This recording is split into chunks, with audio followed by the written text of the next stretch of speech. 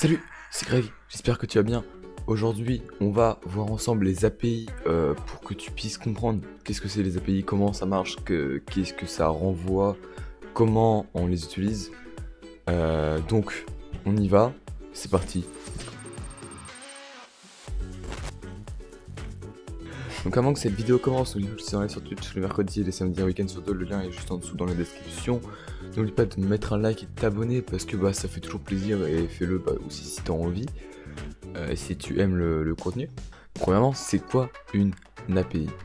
Donc une API en français ça veut dire interface de programme d'application. Ça va être l'ensemble des classes, méthodes, constantes, fonctions, variables, ce que vous voulez, d'un programme qui va être mis à disposition grâce à une API pour des programmes tierces. On dit que le logiciel va offrir des services pour d'autres logiciels. Donc par exemple, Twitter a une API ou Instagram a une API, et avec, on peut envoyer des tweets, liker des messages. Sur Instagram, pareil, on peut liker des messages, regarder les gens qui nous follow, etc. Donc ensuite, il y a, la plupart du temps, c'est les API web. Et il y a deux types principalement d'API. La plupart du temps, on va toujours se connecter avec un compte, etc. pour avoir un petit token, mais il y a des API tellement grosses, comme celle de Twitter et d'Instagram par exemple, où par exemple si on veut les utiliser avec Python, il faudra installer une librairie spéciale pour ensuite donner notre token et ensuite pouvoir réaliser les fonctions. On ne pourra pas juste les faire avec des requêtes HTML. Alors que certaines sont beaucoup plus simples, il faudra juste faire des requêtes HTML.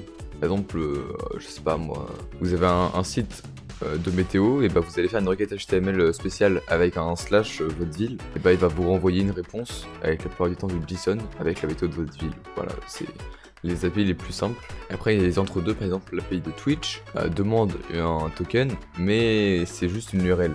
Donc ça va être une requête HTTP, il y aura juste votre token dans la requête HTTP. Sur ce, c'est déjà la fin de cette vidéo, j'espère qu'elle t'aura plu. C'était Greg, à toutes. C'est pour ça que Vous êtes en rank? Oui, on est rank.